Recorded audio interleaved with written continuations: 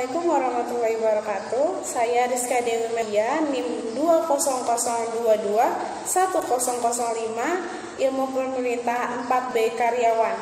Saya akan menjelaskan tentang gaya-gaya kepemimpinan pemerintahan. Sebelum masuk ke materi, kalian tahu belum apa itu gaya? Gaya adalah corak seseorang yang tidak berubah dalam melakukan atau mengerjakan sesuatu berkaitan dengan tugasnya. Gaya membuat pelaku memiliki ciri khasnya tersendiri. Saat gayanya berhasil, pelaku akan mendapatkan pujian. Tapi saat gayanya gagal, pelaku akan mendapatkan cacian atau hujatan.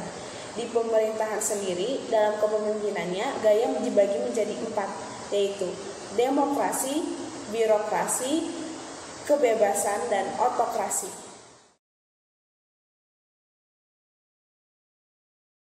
Yang pertama, kepemimpinan dengan gaya demokrasi, yaitu cara seseorang memimpin pemerintahan dengan membagi habis secara profesional tugas dan tanggung jawabnya. Atasan dan bawahan memiliki keterkaitan tugas sehingga dapat memberikan saran atau masukan. Banyak negara-negara yang sudah menggunakan sistem demokrasi seperti Norwegia, Islandia, Denmark, Swedia, Selandia Baru, Australia, Swiss, Kanada, Finlandia, Belanda, dan masih banyak lagi negara-negara lainnya. Yang kedua, kepemimpinan dengan gaya birokrasi, yaitu cara seorang pemimpin dalam menghadapi bawahan dan masyarakatnya menggunakan metode tanpa pandang bulu. Setiap bawahan diperlakukan sama disiplinnya, taat pada aturan atau rule, ada spesialisasi tugasnya, sehingga kemudian bawahan kaku tetapi sederhana. Exactly, negara-negara yang sudah menggunakan sistem birokrasi atau sistem birokrasinya sudah diakui sangat bagus, yaitu Korea Selatan, Australia, Selandia Baru, dan Jerman.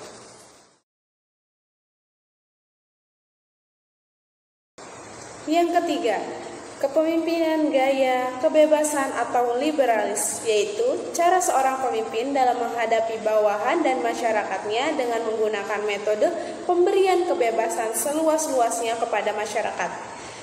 Metode ini memberikan kebebasan untuk bersaing dalam segi ekonomi, politik, hukum, maupun administrasi. Demokrasi liberalis biasanya dipakai oleh negara yang menganut sistem presidensial seperti Amerika, sistem parlementer atau sistem Westminster seperti Britania Raya, dan negara-negara persemakmuran atau sistem semi-presidensial seperti Prancis.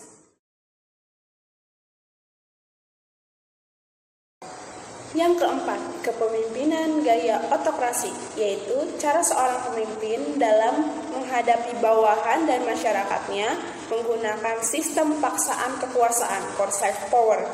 Cara ini cocok diterapkan di kalangan militer untuk mempercepat waktu dengan cara sistem komando sehingga hasilnya efektif. Tapi tidak cocok diterapkan di negara-negara yang maju karena bawahan hanya takut ketika seseorang sedang berkuasa saja.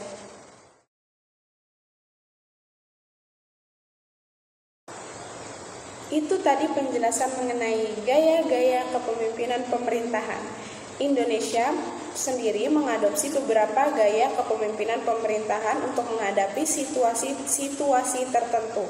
Seperti dari Korea, Indonesia bisa belajar bagaimana negeri ginseng tersebut bisa membangun sistem IT sehingga membebaskan negerinya dari tindak pidana kasus korupsi.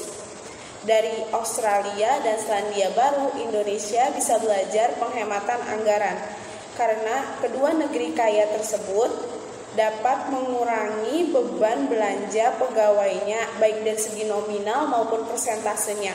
Dari Jerman, Indonesia bisa belajar bagaimana cara memangkas pegawai negeri sipil atau PNS-nya untuk mengefektifkan kegiatannya. Seperti saat Jerman Timur dan Jerman Barat digabung, jumlah PNS di negara tersebut mencapai 6,5 juta pegawai.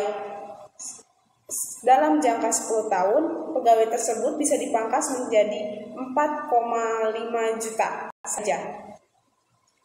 Untuk menghadapi situasi genting, Indonesia biasanya menggunakan sistem otokrasi seperti saat menghadapi situasi pandemik saat ini, yaitu dengan menggunakan suatu komando.